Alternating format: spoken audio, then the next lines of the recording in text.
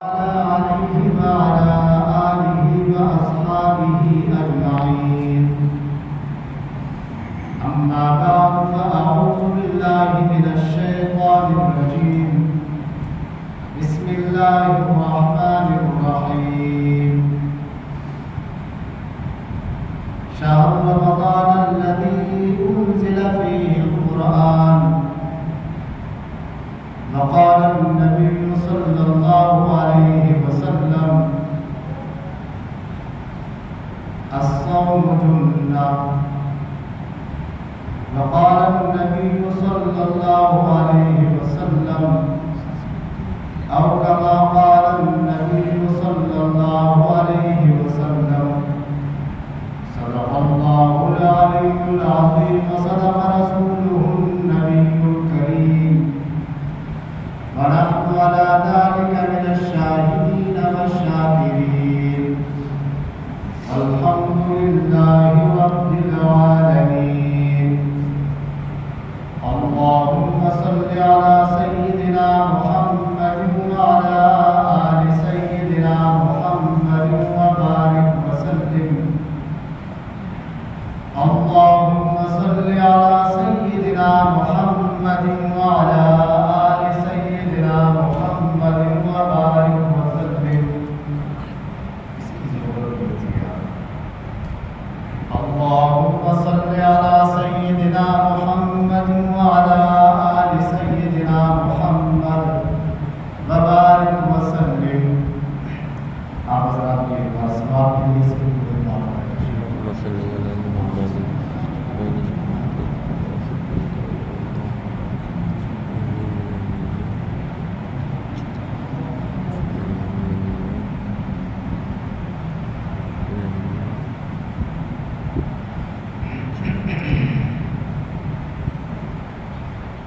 ماشاءاللہ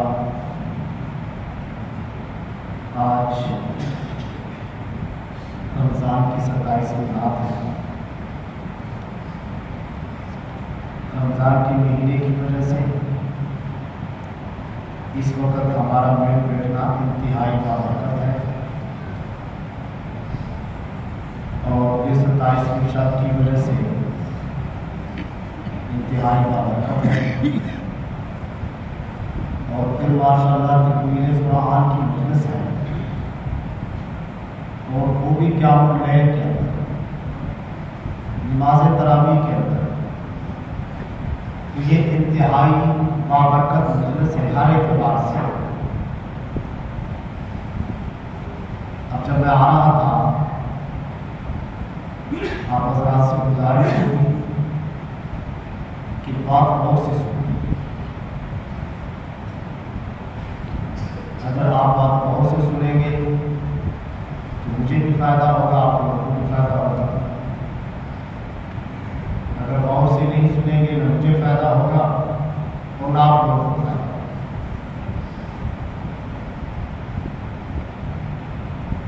اور باتیں تو بالکل نہیں کرنی آپس میں. بات کے دوران بات کی بہت بڑا دینی بات ہو رہی ہو اور ہم آپس میں باتیں کریں.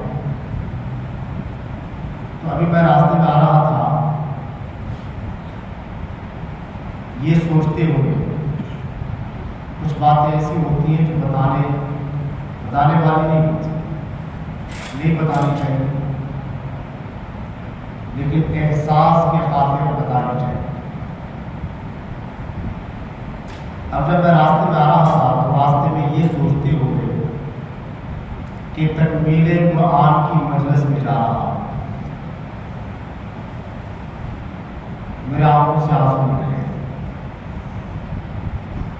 آپ کو پتہ ہے کیوں؟ تکمیل قرآن کا مطلب کیا ہے؟ تکمیل قرآن کا نماز تراویح کے اندر مطلب تکمیل رمضان ہے. تکمیل قرآن کا مطلب تکمیل رمضان ہے. جیسے وحی کے اعتبار سے جب سب سے آخری آیت اتری، الیوم اکملت لکم دینکم واتممت علیکم نعمتی ورضیت لکم الاسلام دینا. حجۃ الوداع کے موقع یہ وحی کے اعتبار سے، نزول کے اعتبار سے یہ سب سے آخری آیت ہے۔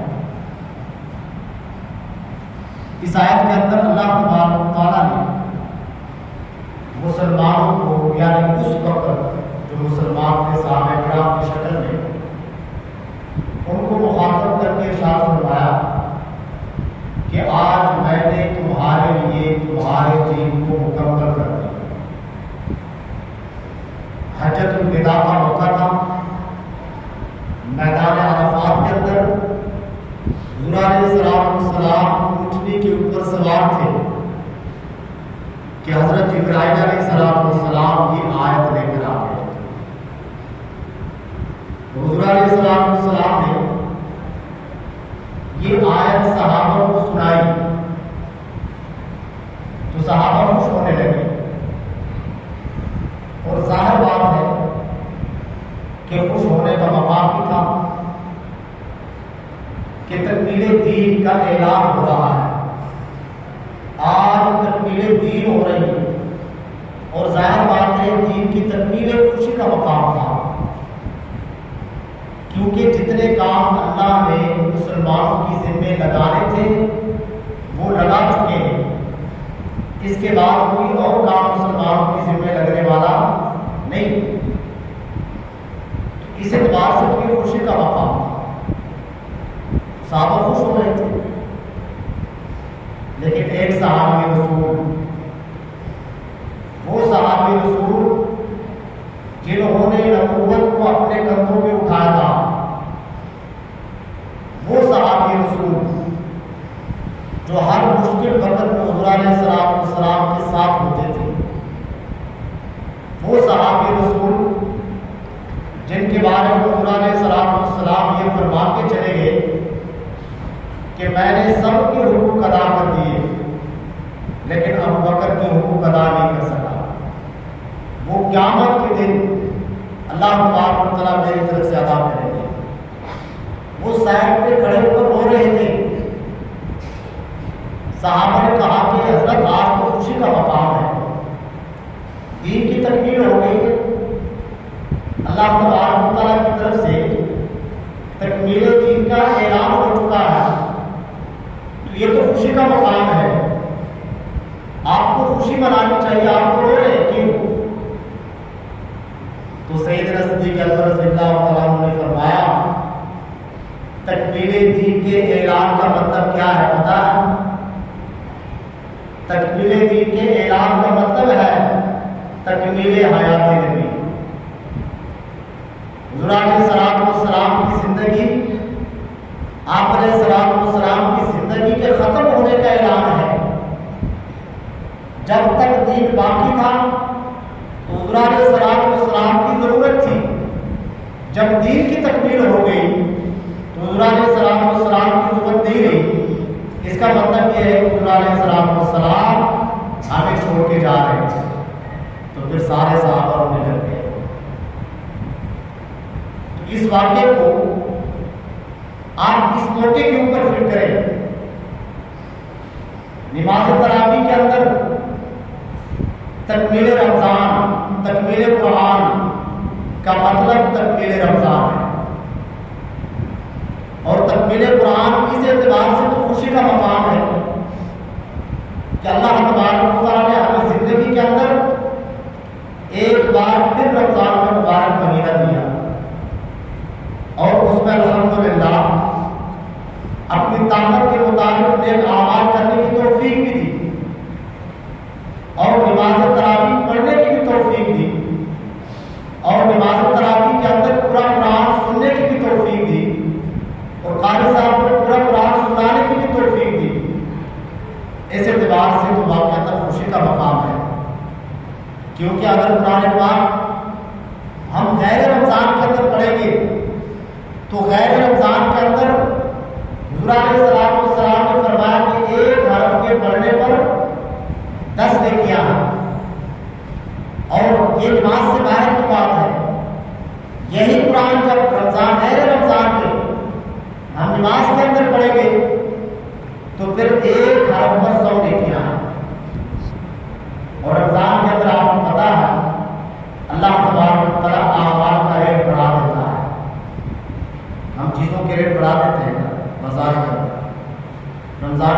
کے ریٹ کو اوپر لگ جاتے ہیں.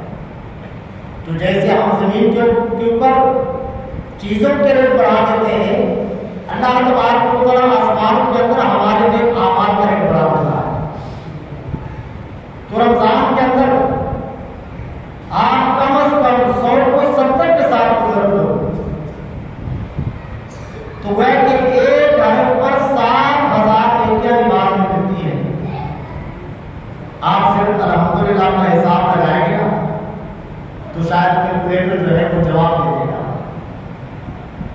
اتنی نیکیاں کمائی ہے کہ ہم لیل میں نماز تراویح کے اندر قرآن سننے اور سنانے پر تو ظاہر بات ہے کہ خوشی کا مقام ہے. آپ حضرات بھی مبارک، قاری صاحب بھی مبارک، لیکن یہ ہونے کا بھی مقام ہے کہ نماز تراویح کے اندر تکمیل قرآن کا مطلب کیا ہے؟ تکمیل رمضان. اللہ کی طرف سے ہمارے پاس ایک مہمان آیا تھا، بڑے تحفے لے کر آیا تھا، رحمتوں کی صورت میں، برکتوں کی صورت میں، اور وہ ہم نے اپنے نیک اعمال کے ذریعے وہ تحفے ان سے لینے تھے. ہم نے غفلت کی حالت میں گزارا اور ہم نے نیک اعمال نہیں کیے. ہم نے وہ تحفے اس مہمان سے لیے نہیں، وہ تحفوں سے پیسے بھرے شام کو واپس لے کر جا رہا ہے. اور ظاہر بات ہے پوری 1 سال کے بعد یہ مہمان ہمارے پاس آئے گا اور یہ اللہ کا مہمان تھا، اللہ نے ہمارے پاس بھیجا تھا. ہم نے اس مہمان کا کوئی اعزاز و اکرام نہیں کیا اور بالکل الوداع ہونے کے لیے تیار کھڑا، رخصت ہونے کے لیے بالکل تیار کھڑا، بالکل آخری لمحات ہے. اور ہم نے کل اس مہمان کو رخصت کرنے کے نام پہ جمعۃ الوداع پڑھ لیا. جمعۃ الوداع کا مطلب یہ ہے کہ اس مہمان کو الوداع کہنے کا وقت آ چکا ہے، رخصت کرنے کا وقت آ چکا ہے. تو ظاہر بات اس اعتبار سے قبول ہونے کا مقام ہے. اس مہینے کے اندر تھوڑی سی محنت، تھوڑے سے اعمال کے نتیجے میں اللہ تبارک و تعالیٰ جو دیتا ہے وہ 11 مہینے کے مسلسل محنت کے اوپر نہیں ملتا. اتنے قیمتی لمحات ہم سے گزر ہو گئے. ظاہر بات ہے یہ تو ہونے کا مقام. حال بتا تکمیل رمضان کے موقع پر ہمیں ایک بات سے تسلی مل جاتی ہے کہ تکمیل قرآن کے موقع پر اللہ تبارک و تعالیٰ دعائیں قبول کرتا ہے. ابھی ہم نے دعائیں مانگی ہے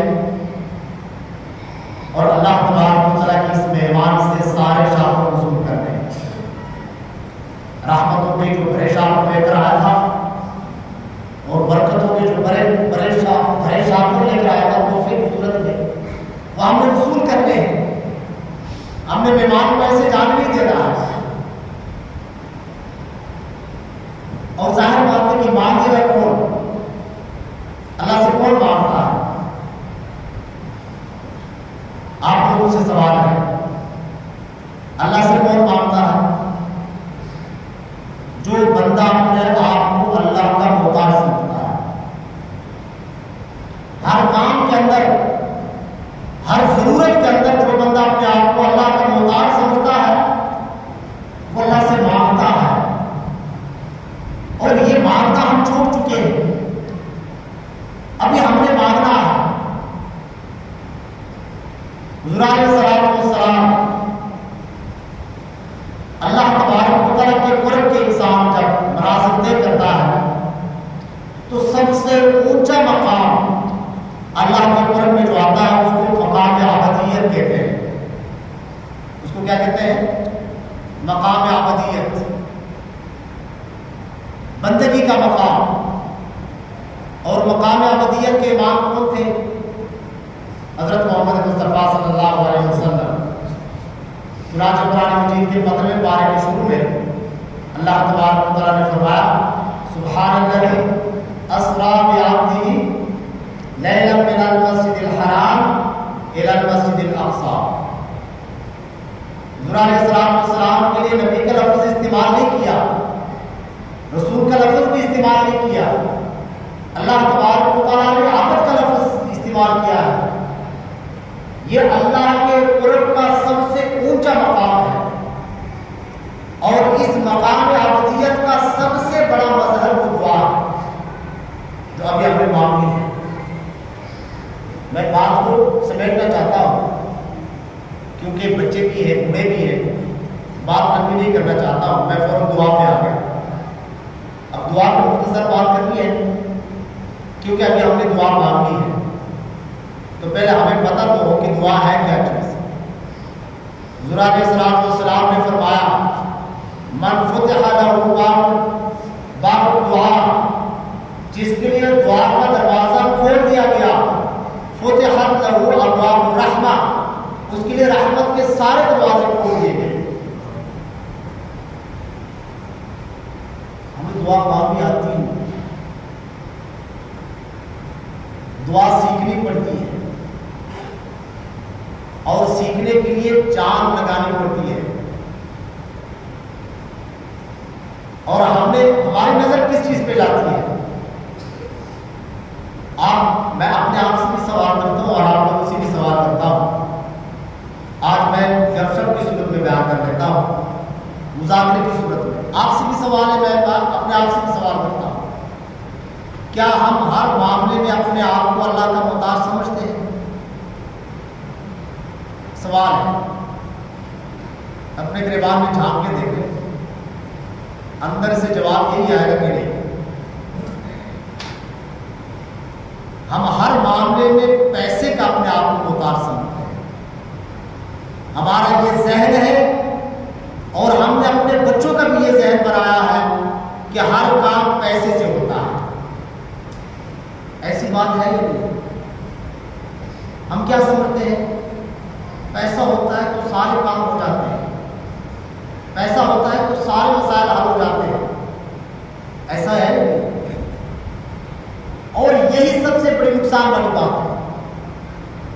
میرے پاس پیسہ ہے، میرا عہدہ میرے پاس عہدہ ہے، میرے بڑے بڑے تعلقات ہیں، لہذا میرے مسائل حل ہو جائیں گے. ایک مسلمان کے ذہن میں تو یہ بات ہونی چاہیے، میں بھی کچھ نہیں ہوں، میرا عہدہ بھی کچھ نہیں ہے، اور میرا مال بھی کچھ نہیں ہے. مسائل جو میرے پاس جس نے بھیجے ہیں، ان مسائل کا حل بھی صرف اسی کے پاس ہے، پیسے میں نہیں ہے.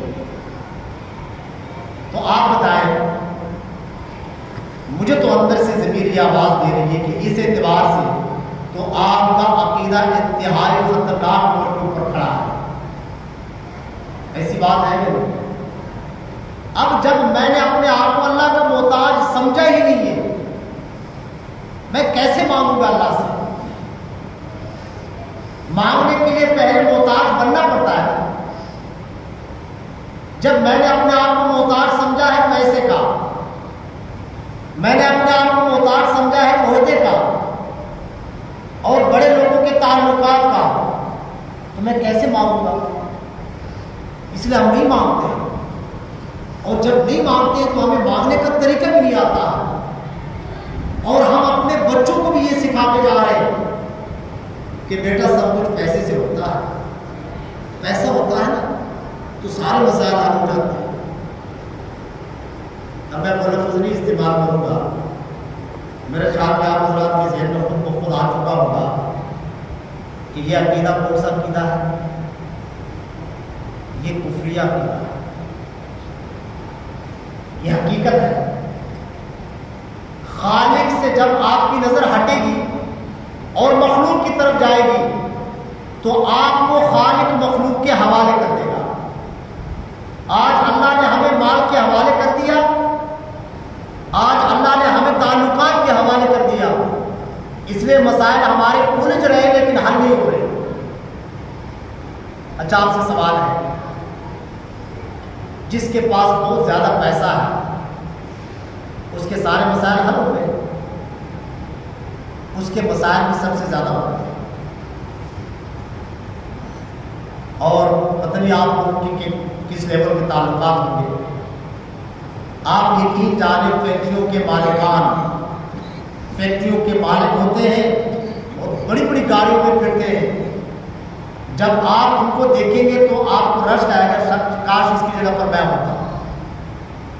لیکن جب اس کے پاس بیٹھتے ہیں اور ان کی باتیں سنتے ہیں تو آپ یقین جانیں آپ کے ذہن میں یہ آئے گا کہ یار یہ بیچارہ تو مستحق زکوٰۃ ہے، میرے جیب میں جو 100 روپے ہے یہ میں اس بیچارے کو دوں. یہ میں حقیقت بیان کر رہا ہوں. پیسے میں مسائل کا حل نہیں ہے، عہدے کے اندر مسائل کا حل نہیں ہے. ہم نے اس کے اندر ڈھونڈا، ہم نے اس کے اندر مسائل کا حل مانا، اللہ نے ہمیں اسی کے حوالے کر دیا اور دنیا کمانے کے اندر اتنا مگن کر دیا کہ اللہ تبارک و تعالیٰ کے احکامات کو توڑ رہے. اللہ کی محبت کے اوپر آج دنیا کی محبت غالب آ چکی ہے. اللہ نے ہمیں مال کے حوالے کر دیا اور اس کی دلیل کیا ہے؟ ہم دکان پہ کھڑے ہوتے ہیں، گھاٹ میرے سامنے بیٹھا ہے، اگر میں سودا بیچوں گا تو میں کم از کم 100 روپے کما لوں گا. اور ادھر اب مسجد سے آزان آتی ہے، آزان کی آواز آتی ہے کہ حی علی الصلاۃ، نماز کی طرف آؤ. تو آپ بتائیں کہ ہم کو 100 روپے کو ترجیح دیتے ہیں یا نماز کو ترجیح دیتے ہیں؟ آپ کو بھی پتہ ہے اور مجھے بھی پتہ ہے. ہم 100 روپے کو ترجیح دیتے ہیں، ہم گھاٹ کو نہیں چھوڑتے، نماز چھوڑ دیتے. ایسی بات ہے کہ نہیں؟ تو آپ بتائیں کس کی محبت غالب ہوگی؟ دنیا کی محبت غالب ہو گئی یا اللہ کی محبت غالب ہو گئی؟ وہ یار ہمارا ہر عمل دلیل ہے اس بات پہ. دنیا کی محبت غالب ہو چکی ہے، اللہ کی محبت مغلوب ہو چکی ہے. دنیا کی فکر غالب، آخرت کی فکر مغلوب ہے.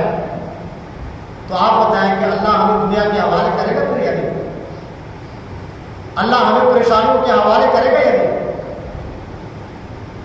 ہم نے اللہ کو، اپنے آپ کو اللہ کا محتاج سمجھا ہی نہیں.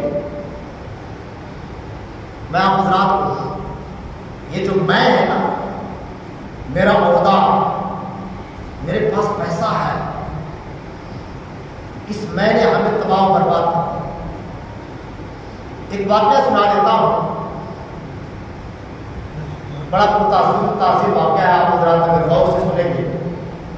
ایک مرزوق تھا، عید گزر گئی، اب عید کے بعد لوگوں سے پوچھ رہا ہے کہ عید کب ہو.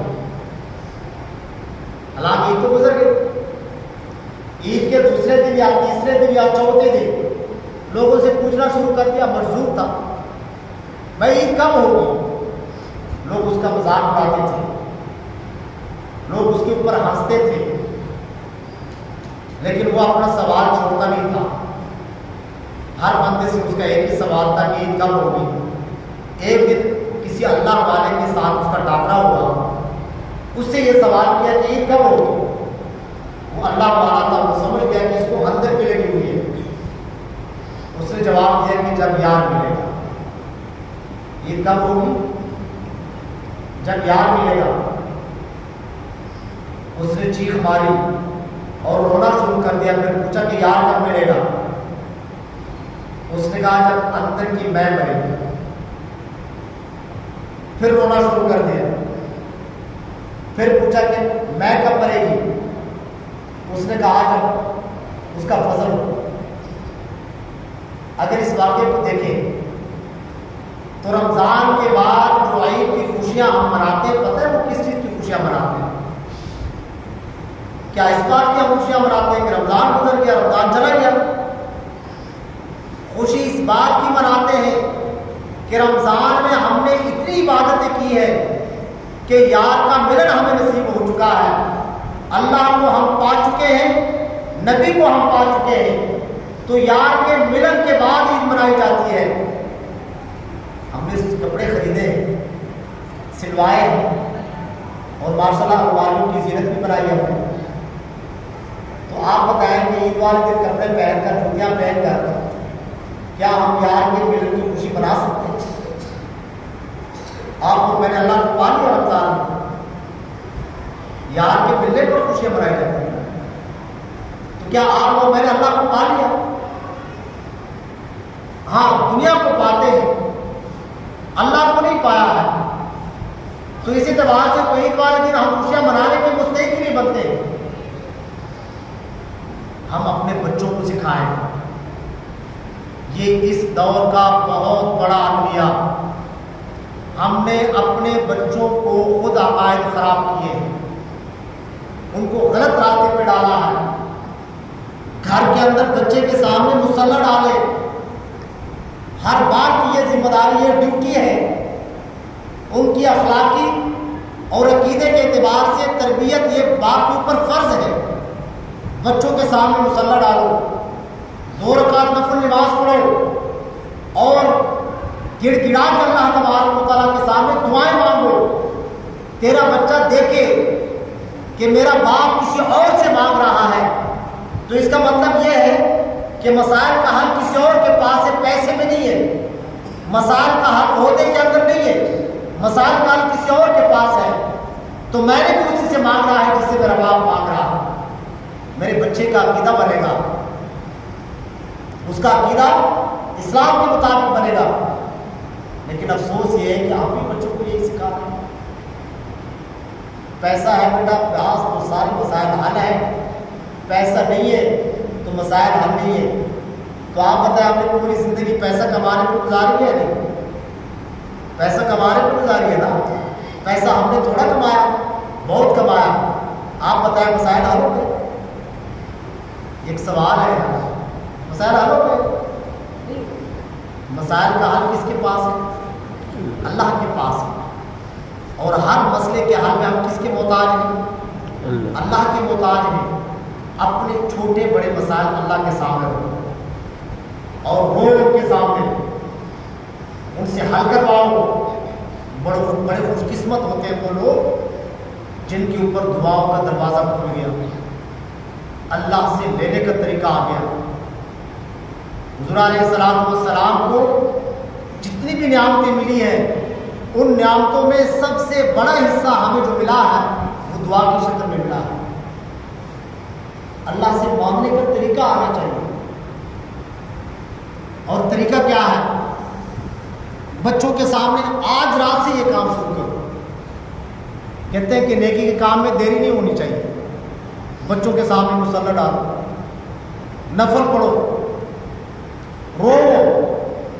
رونا نہیں آئے گا، اگلی رات پھر مصلی ڈالو، پھر رونے کی کوشش کرو، نہیں آئے گا، ایک دن اس بات پہ رونا آئے گا کہ رونا کیوں نہیں آ رہا، اور پھر رونے کا دروازہ کھل جائے گا۔ یہ تجربہ ہے، جب بچوں کے سامنے تم رونے کی کوشش کرو گے اور رونا نہیں آئے گا تو اس بات پہ آپ کی دھاڑیں نکل جائیں گی کہ مجھے رونا کیوں نہیں آ رہا، اور پھر آپ کے اوپر دروازہ کھل جائے گا دعاؤں کا، پھر آپ کو دعا مانگنے کا طریقہ آ جائے گا، بے ڈھنگے طریقے سے مانگو۔ اللہ کو بے ڈھنگے طریقے سے مانگنا اتنا پسند ہوتا ہے، جس کو مانگنے کا طریقہ نہیں آتا ہے نا اور پھر بھی مانگتا ہے اس چوکٹ کو پکڑ کر، تو اللہ کو اس بندے کے اوپر جو پیار آتا ہے، میں کہتا ہوں کسی کے اوپر نہیں آتا ہے۔ حضرت موسیٰ علیہ السلام کا واقعہ آپ حضرات کو معلوم ہے۔ موسیٰ علیہ السلام جا رہے تھے، ایک چرواہا تھا، وہ بیٹھا ہوا تھا، اپنے ساتھ باتیں کر رہا تھا، یا اللہ تو مجھے کہاں ملے گا، میں تجھے دباؤں، میں تیرے بالوں میں تیل لگاؤں، میں تیرے بالوں میں کنگھی کروں، میں تجھے مالش کروں۔ موسیٰ علیہ السلام پیچھے کھڑے، تب ظاہر بات یہ کفریہ کلمات تھے، تو موسیٰ علیہ السلام نے اس کو ایک جوتی ماری، جلالی تھے، انہوں نے کہا یہ تو کفر بک رہا ہے۔ جب موسیٰ علیہ السلام کو حطور پر گئے اللہ تبارک و تعالیٰ کے ساتھ ملاقات کے لیے، تو اللہ نے کیا فرمایا، موسیٰ آپ نے اس بندے کو کیوں مارا؟ مجھے کتنا مزہ آ رہا تھا، وہ میرے ساتھ جو باتیں کر رہا تھا مجھے کتنا مزہ آ رہا تھا۔ آپ کو پتا ہے وہ بے ڈھنگے طریقے سے جو میرے ساتھ باتیں کر رہا تھا، اس کو نہیں تھا پتا کہ میں کفر بک رہا ہوں، لیکن وہ تو فرد محبت میں آ کر یہ باتیں کر رہا تھا اور آپ نے اس کو ٹھوکا. آپ مانگنا شروع کریں. ابھی رمضان کے 3 یا 4 دن ہمارے پاس باقی ہیں. اس وقت کو تھوڑا نہ سمجھیں. یہ 3 یا 4 دن مخلوق سے کٹ جائیں. اللہ کے ساتھ تعلق کو جوڑنے کی کوشش کریں اور مصلی ڈال کے اللہ کے سامنے روئیں. جتنا زیادہ رو سکتے اتنا ہی کم ہے. آپ حضرات کو ایک اور واقعہ حضرت عیسیٰ علیہ السلام مشہور واقعہ آپ حضرات نے سنا ہوگا. حضرت عیسیٰ علیہ السلام شیطان ہمیں کیا سکھاتا ہے؟ اب آپ کہیں گے شیطان تو رمضان میں باندھ دیا جاتا ہے. شیاطین تو باندھ دیے جاتے ہیں لیکن 11 مہینے شیطان کے مان کرنا ہمارا نفس خود شیطان بن چکا ہوتا ہے اور یہ نفس شیطان سے بڑا دشمن ہے. اب یہ ہمیں کیا کہے گا یار 25-26 دن تو گزر گئے, اب 3 دن میں تو کون سا تیر مار لے گا. اب ہمیں یہ پٹی پڑھائے گا. ایک لمحے کے اندر ہمارے شیخ صاحب رحمۃ اللہ علیہ فرمایا کرتے تھے, آپ شریف صاحب کے بھائی, وہ فرمایا کرتے تھے کہ ایک لمحے کے اندر انسان جنت سے نکل کر جہنم میں چلا جاتا ہے اور ایک لمحے کے اندر انسان جہنم سے نکل کر جنت میں چلا جاتا ہے. ہمارے پاس تو پورے 3 دن ہے یا 4 دن ہے. حضرت عیسیٰ علیہ السلام نے اللہ سے پوچھا, یا اللہ جب تجھے کوئی نیک بندہ پکارتا ہے تو آپ کیا جواب دیتے ہیں؟ اللہ تبارک نے فرمایا میں جواب دیتا ہوں لبیک یا عبدی. پھر پوچھا یا اللہ جب کوئی گناہگار تجھے پکارتا ہے تو کیا جواب دیتے ہو؟ اللہ نے فرمایا کہ پھر میں 2 بار کہتا ہوں لبیک یا عبدی, لبیک یا عبدی. عیسیٰ علیہ السلام نے پوچھا یا اللہ یہ کیا, نیک بندے کو 1 بار لبیک یا عبدی اور گناہگار کو 2 بار لبیک یا عبدی, یہ کیا وجہ ہے؟ اللہ نے فرمایا کہ نیک گناہگار کو ساری امیدیں مجھ سے ہوتی ہیں کیونکہ اس کے پاس نیک اعمال نہیں ہوتے ہیں, اور نیک بندے کی کچھ امید اپنے نیک اعمال سے بھی ہوتی ہے اور مجھ سے بھی امید ہوتی ہے. چونکہ اس کو اپنے نیک اعمال سے بھی امید ہے اور گناہگار کو ساری امید مجھ سے ہے, اس لیے میں 2 بار کہتا ہوں لبیک یا عبدی. تو ہم تو گناہگار ہیں, ہم نے پکارنا ہے نہیں پکارنا. یہ 3 دن ہم پکارتے ہوئے گزاریں گے. ہم نے اس رمضان کو ان 3 دنوں کے اندر وہ رمضان بنانا ہے کہ جس کے بارے میں حضور علیہ السلام نے فرمایا کہ اللہ کی طرف سے اعلان ہوتا ہے کہ یہ آج میری طرف سے بخشے بخشائے ہیں, ان کے ذمے جتنے گناہ تھے وہ سارے میں نے معاف کر دیے. اللہ کے قرب کو حاصل کرنا ہے تو دعا مانگنی ہے, اور دعا کو انشاءاللہ العزیز جس طرح دعا مانگنے کا حق ہوتا ہے نا انشاءاللہ ویسے مانگیں. میں نے دعا مانگی ہے, آپ حضرات کے لبیک کہنا, آمین کہنا ہے. لائٹیں سارے بند کرنی ہے, ساری لائٹیں, صرف یہ فانوس کو تاکہ ہلکی سی دھیمی سی روشنی ہو, اور پوری دل سے دعا مانگنی ہے. آج اسی مجلس کے اندر ہم نے تب اٹھنا ہے جب آپ کو اور مجھے اپنا ضمیر کہہ دے کہ اللہ ہم سے راضی ہو چکا ہے, ورنہ تب تک ہم نے نہیں اٹھنا. جب ہمارے ہاں اتنا مجمع کسی کے دروازے پہ چلا جائے سفارش کرنے کے خاطر تو اگلے کو شرم آتی ہے کہ اس کو واپس اٹھا دے اور اس کے مطابق پورا نہ کرے. تو اللہ تبارک و تعالیٰ تو انسانوں سے زیادہ غیر کی ذات ہے. اور پھر حضور علیہ السلام نے فرمایا جب مومن بندہ اللہ تبارک و تعالیٰ سے دعا مانگتا ہے تو اللہ کو شرم آتی ہے. یہ حدیث پاک ہے. حضور علیہ السلام نے فرمایا کہ پھر اللہ کو شرم آتی ہے کہ اس کے ہاتھوں کو خالی اٹھا دے. اور اللہ تبارک و تعالیٰ نے خود قرآن میں فرمایا ادعونی استجب لکم, تم مجھ سے مانگو میں تمہاری دعاؤں کو قبول کروں گا۔ دنیا کے اندر آپ کسی سے اپنا کام کرواتے ہیں، اپنی فائل کسی افسر درخواست منظور کرواتے ہیں تو افسر تک فائل پہنچانے کے لیے کتنی جتن کرنی پڑتی ہے، کتنے سفارش کروانے پڑتے ہیں اور کتنی رشوت دینی پڑتی ہے۔ لیکن اللہ تبارک و تعالیٰ فرما رہے ہیں کہ میرے دفتر میں آپ کو فائل پہنچانے کے لیے کسی کی سفارش کی ضرورت نہیں ہے، رشوت کی ضرورت نہیں ہے، تم فائل بھیجو، میں دستخط کے لیے تیار بیٹھا ہوں۔ ان الفاظ کا حقیقی ترجمہ یہ بنتا ہے۔ اللہ نے کیا فرمایا؟ ادعونی استجب لکم، تم مجھ سے مانگو تو صحیح، میں دینے کے لیے تیار بیٹھا ہوں۔ اللہ نے کیا فرمایا؟ اے میرے بندے، تو صرف ایک قدم اٹھا کے آ تو صحیح، میں چل کے آؤں گا، تو چل کے آ، میں بھاگ کے آؤں گا تجھے اپنی آغوش رحمت میں لینے کے لیے۔ اللہ تبارک و تعالیٰ تو تیار ہے، ہمارے انتظار میں ہے، اور یہ حقیقت ہے، اس وقت بھی ہمارے انتظار میں ہے کہ میرے بندے مجھے پکارے، مجھ سے مانگے، میں لبیک کہوں اور میں ان کی دعا کو قبول کروں۔ اللہ تبارک و تعالیٰ سے دعا ہے عمل کرنے کی توفیق نصیب فرمائے۔ وآخر دعوانا الحمدللہ رب العالمین۔ یہ لائٹیں بند کرو۔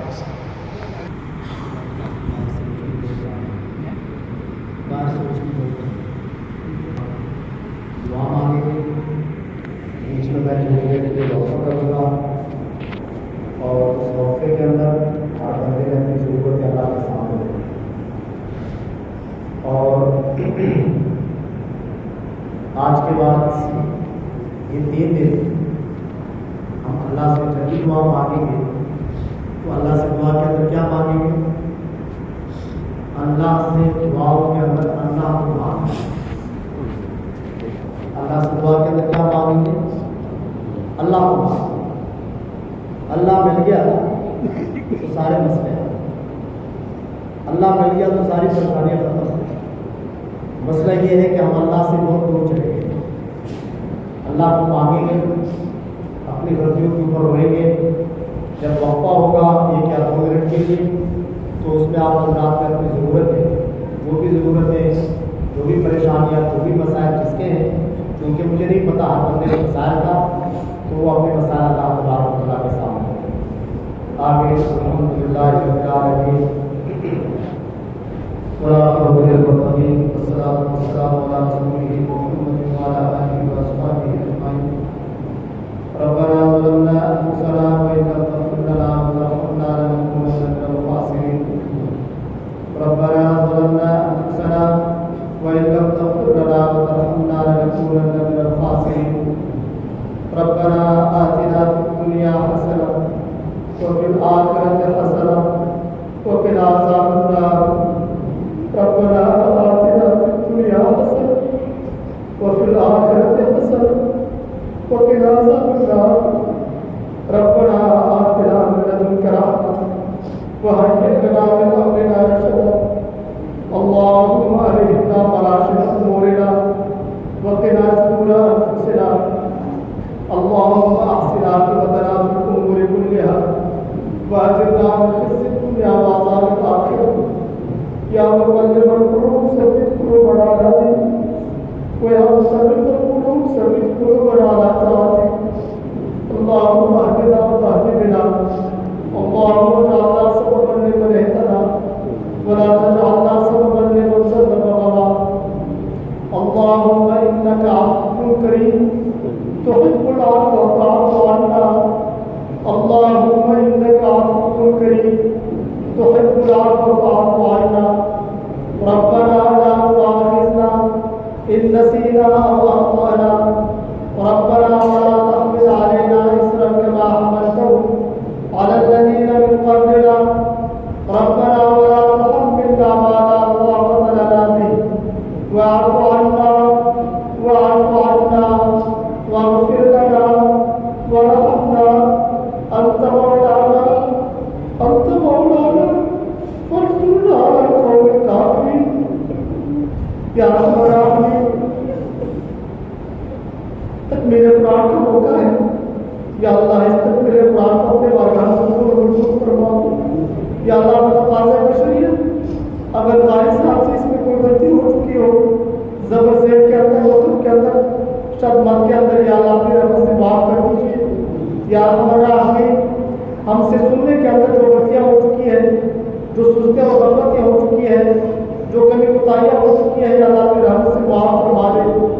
رب کریم اس ماہ رمضان کے اندر ہم نے جتنی عبادتیں کی ہیں، یا اللہ تیری شان کے لائق نہیں ہے، یا اللہ اپنے بارگاہ میں قبول و منظور فرما۔ یا اللہ جو کمی کوتاہیاں ہو چکی ہیں، یا اللہ ہم انسان ہیں، کمزور ہیں، یا اللہ اپنے رحمت سے معاف فرما۔ رب کریم اس قرآن پاک کی برکت سے ہم سب کے صغیرہ کبیرہ گناہوں کو معاف فرما، ظاہر پوشیدہ گناہوں کو معاف فرما۔ یا ارحم الراحمین اس قرآن پاک کی برکت سے ہم سب کو اپنی معرفت نصیب فرما، اپنا قرب نصیب فرما، اپنی رضا نصیب فرما، رضا کا قضا کا مقام نصیب فرما، خوف و رجا کا مقام نصیب فرما۔ رب کریم اس قرآن پاک کی برکت سے حضور علیہ السلام کی سچی محبت نصیب فرما، حضور علیہ السلام کی شفاعت کامل نصیب فرما۔ رب کریم حضور علیہ السلام کے ساتھ محبت کے تمام تقاضوں کو پورا کرنے کی توفیق نصیب فرما، اپنے احکامات کو پورا 100% پورا کرنے کی توفیق نصیب فرما۔ یا ارحم الراحمین ہمارے ہاتھ پر رحم فرما، یا اللہ ہمارے ہاتھ پر رحم فرما، ہمارے ساتھ عافیت والا معاملہ فرما، فضل و کرم والا معاملہ فرما۔ رب کریم ادخلوا فی السلم کافہ کا مزداق بنا، پورا کا پورا دین اسلام میں داخل فرما۔ یا ارحم الراحمین ہم نماز کے اندر ہر رکعت کے اندر کسی یہ دعا مانگتے ہیں کہ اہدنا الصراط المستقیم۔ رب کریم ہمارے حق میں دعا قبول و منظور فرما کر یا اللہ ہم سب کو صراط مستقیم پر چلا دے، یا اللہ ہم سب کو صراط مستقیم پر چلا دے، یا اللہ ہم سب کو صراط مستقیم پر چلا دے، گمراہ بھٹکے لوگ کے راستے سے ہم سب کو محفوظ فرما۔ رب کریم اپنے سے مانگنے والا بنا، غیروں کے سامنے ہاتھ ملانے سے محفوظ فرما۔ یا ارحم الراحمین وزیر اس کے حلال اس کے طیب نصیب فرما، حرام رکھنے سے ہماری حفاظت فرما، نیک لوگوں کی صحبت اختیار کرنے کی توفیق نصیب فرما۔ یا اللہ مسلمان کے بیمار کو شفا کاملہ عاجلہ مستمر نصیب فرما، مسلمان کے مسائل کو حل فرما، مشکلات کو آسان فرما، پریشانی کو ختم فرما۔ یا ارحم الراحمین جہاں سے مسلمان کے اوپر ظلم ہو رہا، یا اللہ کافروں کے ظلم سے مسلمانوں کو نجات دلا دے، یا اللہ کافروں کے ظلم سے مسلمانوں کو نجات دلا دے۔ یا اللہ بالخصوص ہم نے اپنے بچوں کے لیے نئے کپڑے خریدے ہیں، یا اللہ ہم نے اپنے بچوں کے لیے نئی جوتیاں خریدی ہیں، لیکن ہماری پرستی کی باری ہوئے، یا اللہ بچے شہید ہو رہے ہیں، یا اللہ ان کی مدد فرما، یا اللہ ان کی نصرت فرما، یا اللہ ان کو غالب فرما، بنی اسرائیل کو مغلوب فرما، یا اللہ بنی اسرائیل کو نیست و نابود فرما۔ یا اللہ عید کے لیے ہم اپنے گھروں کی یا اللہ تزئین و آرائش کر رہے ہیں، یا اللہ ان کے گھر تباہ ہو رہے ہیں، یا اللہ ان کے گھروں کی حفاظت فرما، ان کے جان کی حفاظت فرما، ان کے بچوں کی حفاظت فرما، ان کے مال و عزت کی حفاظت فرما۔ رب کریم ان کی مدد فرما۔ یا اللہ اس کے علاوہ کئی جہاں میں مسلمان کو ظلم ہو رہا ہے، یا اللہ کافروں کے ظلم سے مسلمان کو نجات دلا دے، یا اللہ کافروں کے ظلم سے مسلمان کو نجات دلا دے۔ یا اللہ جتنے بھی مسلمان دنیا سے جا چکے ہیں سب کی مغفرت فرما، جنت الفردوس میں اعلیٰ مقام نصیب فرما۔ یا اللہ ان کے صغیرہ کبیرہ گناہوں کو معاف فرما، یا اللہ ان کے صغیرہ کبیرہ گناہوں کو معاف فرما، جنت الفردوس میں اعلیٰ مقام نصیب فرما۔ یا اللہ ان کے لیے قبر کو جنت کے باغات بنا، یا اللہ ان کے لیے قبر کو جنت کے باغات بنا۔ یا اللہ اس مجلس کے جو متولی تھے یا جو خزانچی تھے چودھری مظہر صاحب، اور یا اللہ ہمارے بڑے محترم دوست جو فوت ہو چکے ہیں، یا اللہ ان کو جنت الفردوس میں اعلیٰ مقام نصیب فرما، یا اللہ ان کو جنت الفردوس میں اعلیٰ مقام نصیب فرما۔ رب کریم ان کے صغیرہ کبیرہ گناہوں کو معاف فرما۔ یا ارحم الراحمین حاضرین مجلس کے اصلاح میں سے، دوست احباب میں سے، یا اللہ متعلقین متبصرین میں سے جتنے بھی دنیا سے رخصت ہو چکے ہیں، یا اللہ سب کو جنت الفردوس میں اعلیٰ مقام نصیب فرما۔ یا اللہ حاضرین مجلس کے اصلاح میں سے، دوست احباب میں سے، متعلقین متبصرین میں سے جو بیمار ہے، یا اللہ ان کو شفا عاجلہ عاجلہ مستمر نصیب فرما۔ رب کریم یا اللہ رمضان کا مبارک مہینہ ہے، تکمیل قرآن کا موقع ہے، رب کریم 27 رات ہے، یا اللہ ہم سب کے صغیرہ کبیرہ گناہوں کو معاف فرما۔ رب کریم اگر آپ کو ہمیں معاف نہیں کرے گا، یا اللہ تو کب معاف کرے گا؟ یا اللہ ہمیں تجھے ہی اپنا رب مانا ہے، یا اللہ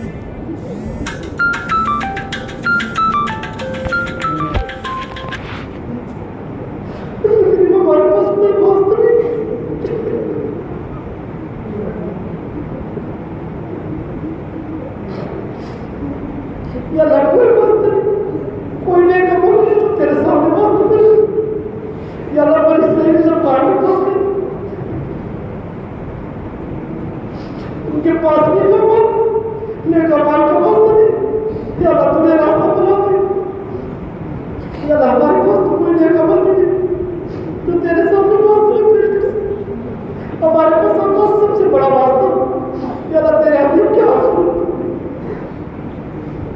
تیرے حبیب ہمارے حق میں بڑے روئے بہت زیادہ روئے یا اللہ بڑے حضور میں ہم نے ان کی حاصل کی یا اللہ ہم نے ان کے حضور کی قدر کی یا اللہ تیرے حبیب تو ہمارے حدیث بالمؤمنین ہم نے ان کی سنتوں کو سمجھ کر دیا اپنی زندگیوں سے ان کے طریقوں کو نکالا یا اللہ ہم مجرم ہیں یا اللہ ہم مجرم ہیں ہم مجرم ہیں اللہ تیرے گھر میں آئے ہوئے یا اللہ تیرے سامنے بیٹھے اپنے جرم پہ اقبال کرتے یا اللہ اقبال جرم کرتے یا اللہ اس مطبع کے اندر سفید ریش پوڑے بیٹھے یا اللہ تو نے خود فرمایا کہ مجھے سفید بال سے آ جاتے ہیں یا اللہ تجھے سفید بالوں کا واسطہ یا اللہ اس مطبع کے اندر چھوٹے چھوٹے معصوم بچے بیٹھے ہوئے یا اللہ تیرے حبیب نے فرمایا کہ معصوم ہوتے مرفوع قلم ہوتے رب کریم ان معصوم بچوں کے معصوم ہاتھوں کا واسطہ یا اللہ ان کی وجہ سے ہم سب کے صغیرہ کے طرف معاف فرما دے رب کریم تو نے یہ بات کی طرف بلایا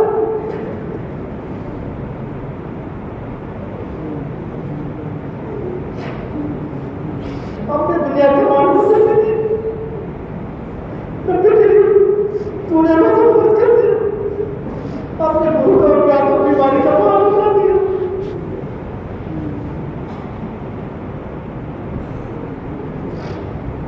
یا اللہ ہمارے گناہ جتنے بھی بڑے ہو جائیں تیرے رحمت کے سامنے کچھ نہیں ہے یا اللہ تو نے خود فرمایا کہ سب وقت رحمت یا اللہ ہو سکے کہ میرے ساتھ میرے رحمت میرے قسم کے اوپر سبقت لے کر گئی ہے یا اللہ تجھے صفت رحیمی کا واسطہ یا اللہ تجھے تیرے صفت غفوری کا واسطہ یا اللہ تجھے تیرے پاک حبیب کا واسطہ یا اللہ ہمیں معاف کر دے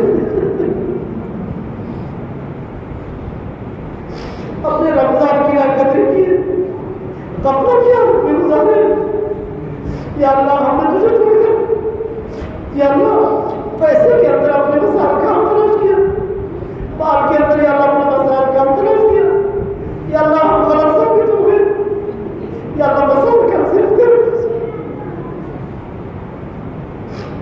یا اللہ ہمیں کچھ نہیں چاہیے ہمیں صرف تو چاہیے یا اللہ ہمیں کچھ نہیں چاہیے یا اللہ ہمیں صرف تو چاہیے یا اللہ اپنا بلند نصیب فرما یا اللہ اپنا بلند نصیب فرما یا رمضان کا مہینہ اگر تو نے ہمیں معاف نہیں کیا تو جبرائیل کو تو نے بھیجا تھا حضور کے پاس تو نے بدعا کی تھی یا اللہ ہماری بربادی کے اندر کوئی شک نہیں اگر تو نے معاف نہیں کیا تو نے اپنے حبیب کو کہا تھا کہ آمین کہہ دے یا اللہ ہماری بربادی کے اندر کوئی شک نہیں یا اللہ ہم تو انسان ہیں ہمیں سزا میں سزا دینے سے اللہ تجھے کیا ملے گا یا اللہ انسان کو سزا دینا اپنے بندوں کو سزا دینا یا تیری شان کے لائق نہیں یا اللہ تیری شان کے لائق کو معاف کرنا ہے یا اللہ تو نے خود فرمایا ہے کہ فَإِنَّكَ یا اللہ تو نے ہمیں خود سکھایا ہے کہ معافی مانگنے والے کو میں پسند کرتا ہوں یا اللہ معاف کرنے والے کو میں پسند کرتا ہوں تو نے خود ہمیں سکھایا یا اللہ معافی مانگ رہے ہیں تو معاف کر دے رب کریم رمضان کا مبارک مہینہ ہے اگر تو ہمیں معاف نہیں کرے گا یا اللہ تو ہمیں کوئی دوسرا رب بتا دے یا اللہ ہمیں کوئی دوسرا در بتا دے یا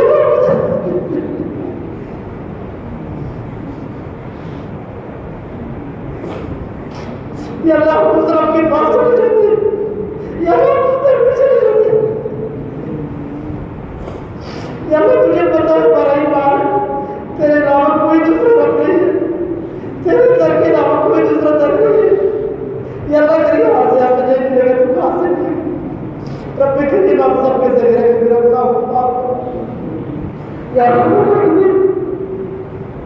اپنا سمجھے یا اللہ ہم ضعیف پہ کمزور ہیں شیطان کے بہکاوے میں آ جاتے کی بیکاری میں آ جاتے ہیں۔ رب کریم تو رحیم ذات ہے، تو کریم ذات ہے، تو معاف کرنے کے لیے تو نے خود فرمایا میری طرف ایک قدم اٹھا کے یا اللہ ہم گھر سے یہاں تک کتنے قدم اٹھا کے تیرے گھر میں آ گئے، تیرے سامنے بیٹھ گئے، یا اللہ سزا دے دی تو ہمیں دنیا کے اندر دے دے لیکن آخرت میں سزا نہیں دو۔ یا اللہ ہمارے جسم گوشت پوست کے بنے ہوئے، رب کریم اس جسم کے اندر تیری سزا کو سہنے کی طاقت نہیں ہے، رب کریم معاف کر دے۔ اس نے جو بھی مانگنا مانگنا ہے۔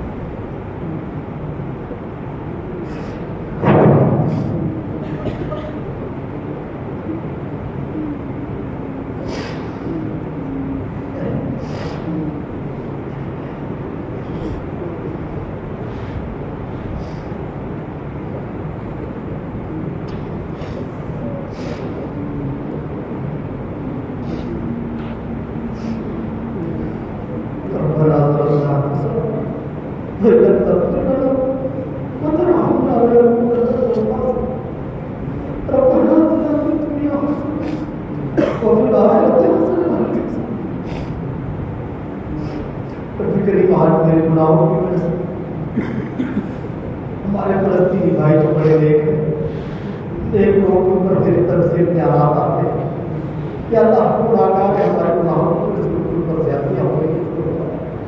رب کریم ہمارے گناہوں کی شامت کی وجہ سے یا اللہ ان کے اوپر زیادتیاں ہو رہی ہیں، ان کے گھروں کو جس کا استعمال کیا جا رہا ہے، یا اللہ ان کی مدد فرما یا اللہ۔ میں نے تو پوری زندگی یہ پورا رمضان لوگوں کی بات نصیحت کی ہے، میرے کو خود عمل نہیں کیا کہ اللہ اس مجمع کے اندر سب سے بڑا گناہگار میری شکل میں تیرے سامنے بیٹھا ہے، یا اللہ میرے سامنے جو بیٹھے ہیں یہ سارے بڑے نیکی، یا اللہ ان کی نیکی کے واسطے سے یا اللہ مجھے بھی معاف کر دے، یا اللہ ان کی آمین کہنے کی وجہ سے یا اللہ مجھے بھی معاف کر دے۔ رب کریم میری زندگی یا اللہ گناہوں کے اندر گزاری ہے، یا اللہ ہمارے جو کرتے ہیں یا اللہ ہمیں معاف کر دیں، یا اللہ ہمیں مانگنے کا طریقہ نہیں آتا ہے، بڑے بیٹے کے طریقے سے مجھ سے مانگا ہے، یا اللہ ہمارے اس بیٹھے کو اصل کر دے، یا اللہ ہمیں اس بیٹے کے طریقے سے جو کچھ مانگا ہے یا اللہ کو کروا، یا اللہ جو نہیں مانگ سکے یا اللہ ہمارے بہتر ہے تو جانتا ہے، یا اللہ کو بھی عطا فرما۔ رب کریم اس مجمع کے اندر جتنے بھی ہمارے ساتھ بیٹھے ہوئے ہیں یا اللہ سب کو دنیا اور آخرت کی تمام خوشیاں نصیب فرما، دنیا اور آخرت کے تمام غموں سے پریشانیوں سے دردوں سے محفوظ فرما۔ رب کریم ان کے مسائل کو حل فرما، ان کی مشکلات کو آسان فرما، ان کے بیماروں کو شفا کاملہ آج کا مصر نصیب فرما، ان کے مردگان کو یا اللہ جنت الفردوس کا مقام نصیب فرما۔ رب کریم اس محلے کے اوپر، اس مسجد کے اندر رہنے والوں کے اوپر یا اس پورے گاؤں کے اوپر یا اللہ پوری امت مسلمہ کے اوپر اپنی رحمت یا اللہ نازل فرما، اپنی برکت نازل فرما، بے برکتی ختم فرما۔ یا اللہ مہنگائی کی صورت میں جو ہمارے اوپر یا اللہ تیری طرف سے ایک اجتماعی عذاب کے اندر مبتلا ہے، اس عذاب کو ختم فرما۔ رب کریم ہمارے لوگوں کو عمل کا گہوارہ بنا، بدعملی پھیلانے والوں کو ہدایت نصیب فرما، اگر ہدایت ان کے مقدر میں لیے تو چن چن کر تصور فرما۔ رب کریم حضور علیہ السلام نے اپنی امت کے لیے جتنی دعائیں مانگی ہیں وہ ساری دعائیں ہمارے کو قبول منظور فرما۔ رب کریم ہمارے پاس سب سے بڑا آسرا تیرے حبیب کی دعائیں ہیں، یا اللہ انہوں نے ہمارے لیے بڑی دعائیں مانگی ہیں، یا اللہ ہم نے ان کی دعاؤں کی قدر نہیں کی ہے، یا اللہ ان کی ساری دعائیں ہمارے کو قبول منظور فرما۔ رب کریم قیامت کے دن حضور علیہ السلام کے سامنے ہمارے گناہوں کو ظاہر کر کے یا اللہ ہمیں شرمندہ نہ فرما، یا اللہ کس منہ سے حضور علیہ السلام کے سامنے جائیں گے، یا اللہ پوری زندگی تو ان کے سنتوں کو ہم نے ذبح کر دیا، اپنی زندگیوں سے نکالا ہے، اپنے بچوں کی زندگیوں سے نکالا ہے، اپنے گھروں سے نکالا ہے، یا اللہ کون سا منہ لے کر جائیں گے، یا اللہ اپنے حبیب کی سنتوں کے مطابق زندگی گزارنے کی توفیق نصیب فرما، یا اللہ حضور علیہ السلام کے مکمل اتباع کرنے کی توفیق نصیب فرما، یا اللہ رسومات سے بدعات سے رواجوں سے بچنے کی توفیق نصیب فرما۔ رب کریم جن مسلمان بھائیوں بہنوں نے ہمیں دعاؤں کے لیے کہا ہے یا ہم سے دعاؤں کی توقع رکھتے ہیں یا اللہ ان کے تمام مسائل کو حل